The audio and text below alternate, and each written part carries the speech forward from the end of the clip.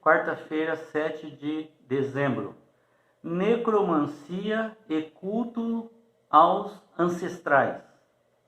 A palavra necromancia é composta no termo grego por duas palavras. Necros, quer dizer morto, e manteia, quer dizer adivinhação. Então, a necromancia é uma pessoa que está morta, e manteia, adivinhação. É uma forma de convocar os supostos espíritos ativos, segundo eles, dos mortos, para obter conhecimento do futuro ou do presente. Muitas vezes, para confirmar, eles consultam coisas do passado que eles sabem, coisas que só eles sabem, para ver se é verdade. Fala, onde eu e meu marido, há 50 anos atrás, nós almoçamos pela primeira vez, onde? Que roupa que eu estava? E aí, o espírito, que é o espírito de Satanás, ele fala exatamente o que deveria, o que era. Então ela passa a crer.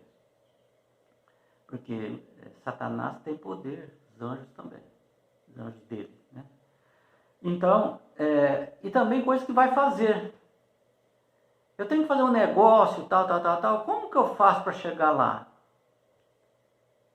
Então o espírito orienta, faz isso. Muitos cantores, principalmente cantores, jogadores, entregam sua alma ao demônio e eles então dizem qual que é o caminho para o sucesso.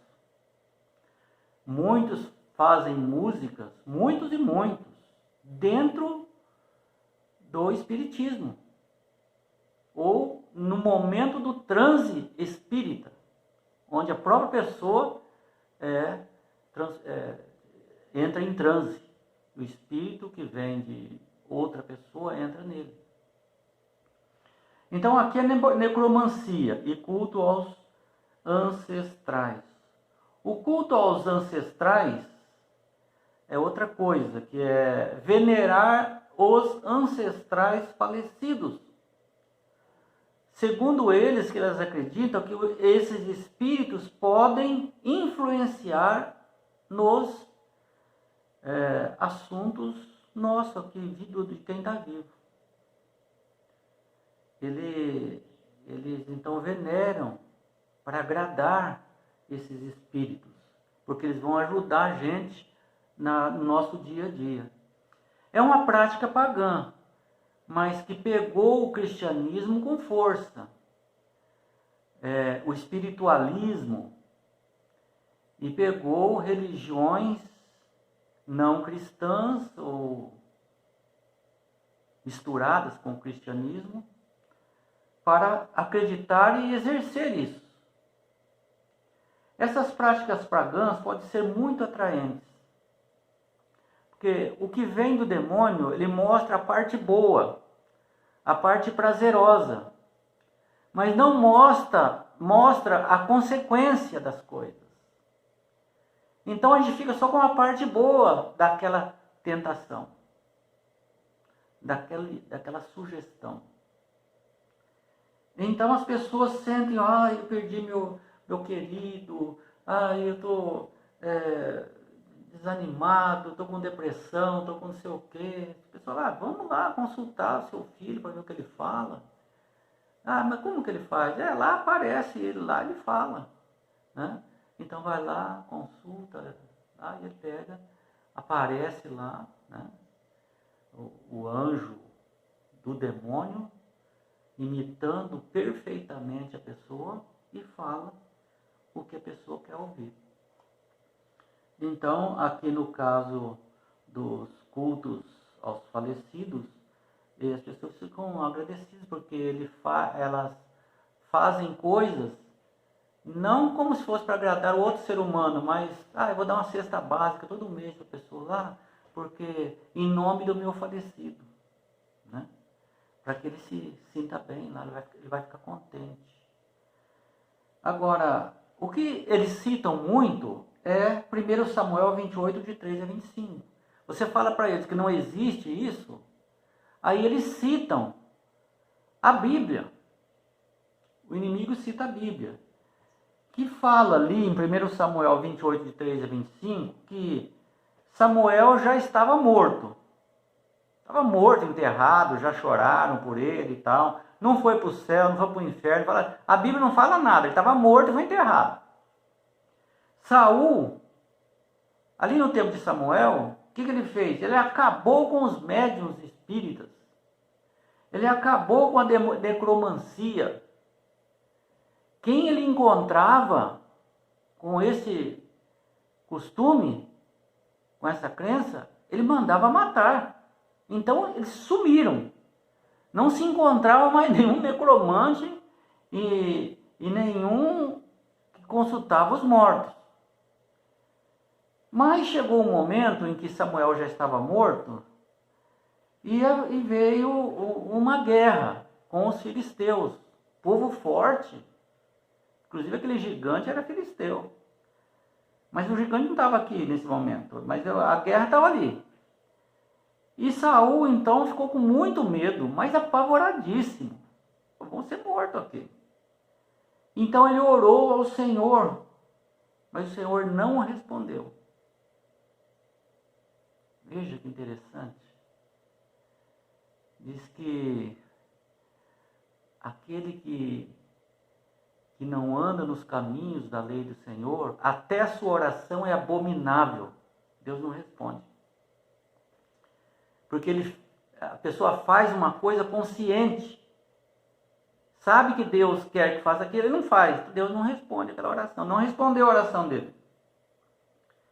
Ele ficou nervoso e falou assim, olha, procura uma médium necromante em algum lugar. Eles estão fugindo de mim, mas procura uma médium que eu quero ir lá consultar com ela. E acharam, está lá em Endor, na cidade de Endor, tem uma médium espírita, ela é famosa. Mas como você mandou matar todos, ela está com medo, você não pode ir lá. Falou, mas eu vou disfarçado. Então ele pegou e foi disfarçado como uma pessoa comum. Mas o espírito já tinha falado para a mulher, esse aí é Saul, o espírito do mal. Falou, Saul vem vindo aí. Ele está disfarçado, mas é o Saul. Então, ele se disfarçou, procurou a médium. Quando ele chegou lá, a médium falou, mas espera aí, mas Saul, fingiu que não sabia. Saul mandou matar todos, eu não posso adivinhar nada para você. Ele falou, não, mas eu não falo nada para ninguém não, pode ficar sossegado e tal. Então, ela falou, o que você quer? Ele falou, eu peço que você adivinhe pela necromancia o que tenho que fazer nessa guerra. E outra coisa, que era uma coisa totalmente blasfemo, era comer na casa de uma necromante. Significava que você era um amigo, concordava e está tudo certo, tudo do seu lado. E a médium falou, então como eu adivinhei para você, então eu quero que você coma, almoce aqui, você e seus... Então ele falou, não tem problema, comeu mais um pecado. Mas o que aconteceu? Aconteceu que, vou ler aqui na Bíblia aqui. Diz o seguinte, 28 de 1 Samuel, versos 15. Por que me inquietaste, antes? Diz assim, faze-me subir Samuel. Vendo a mulher a Samuel, gritou em alta voz. Quem viu o Samuel foi a mulher. Gritou em alta voz. Não é Saul que viu, a mulher que viu. E a mulher disse a Saul, por que me enganaste? Pois tu mesmo és Saul. Respondeu o rei: não temas, que vês? Então a mulher respondeu: vejo um Deus que sobe da terra. Então Saul não viu nada, é ela que viu. Falou que viu. Perguntou ele: como é a sua figura? Lhe respondeu ela: vem subindo um ancião que está envolto numa capa. E entendendo Saul que era Samuel, ele entendeu que era Samuel. Inclinou-se com o rosto em terra e se prostrou. Samuel disse a Saul, agora ele está falando como se fosse o próprio Samuel. Para Saul, era como se fosse Samuel, mas não era Samuel. Era o espírito maligno que se transformou em Samuel. E começou a falar com Samuel. Por que me inquietaste, fazendo-me subir? Estava tão bem lá onde eu estava. Então disse Saul: muito angustiado estou, ó Samuel, porque os filisteus guerreiam contra mim, e Deus se desviou de mim, e já não me responde, nem pelo ministério dos profetas, nem por sonhos. Por isso te chamei para que me reveles o que devo fazer. Se Deus negou, agora Samuel iria pecar para poder desobedecer a Deus, que não era para responder para Saul, porque ele tinha pecado. E agora Samuel, se fosse Samuel, ele teria pecado contra Deus se falasse alguma coisa. Devia falar: não, se nem Deus revelou, por que eu vou revelar? 16.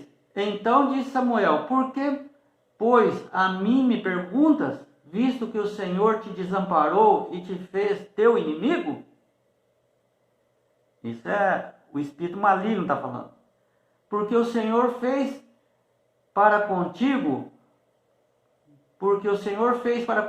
como por meu intermédio, ele te dissera: tirou o reino da tua mão e deu ao teu companheiro Davi. O inimigo sabe de tudo, né? Como tu não desses ouvido à voz do Senhor, e não executaste o que ele, no furor da sua ira, ordenara contra Amaleque, por isso o Senhor te fez hoje isso. Porque você é mau. O Espírito acusando Saul. O Senhor entregará também a Israel contigo nas mãos dos filisteus. Vocês vão perder a guerra. E amanhã você e seus filhos serão mortos. Estarão comigo na morte. O Espírito maligno falou. E o acampamento de Israel e o Senhor entregará nas mãos dos filisteus. Eles morrerão. De súbito caiu Saul estendido por terra e foi tomado de grande medo por causa das palavras de Samuel. Não era Samuel, era o espírito que apareceu ali, dos demônios.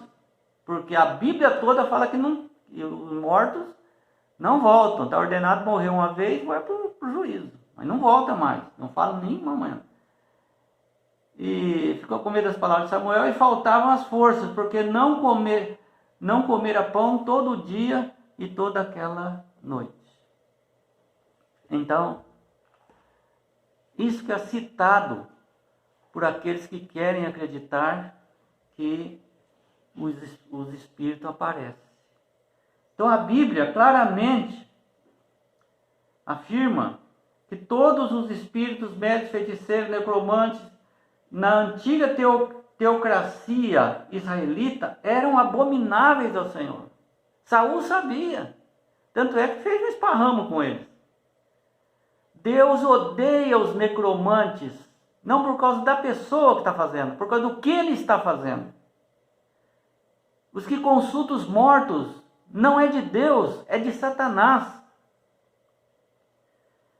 Então, ele pediu para que trouxesse o falecido profeta Samuel, o que supostamente tem aparecido e falado com Saul.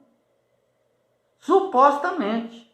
Porque senão contradiria mais de centenas de versos que falam que o morto está morto. O espírito enganador que fingiu ser Samuel disse a Saul: amanhã você e seus filhos estarão comigo, vocês estarão mortos.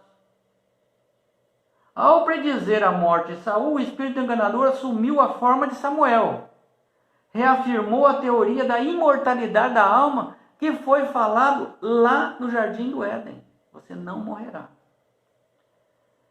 Mas, de 2 séculos depois, o profeta Isaías fala o seguinte, em Isaías 8, 19 e 20, em Isaías também 19, 3.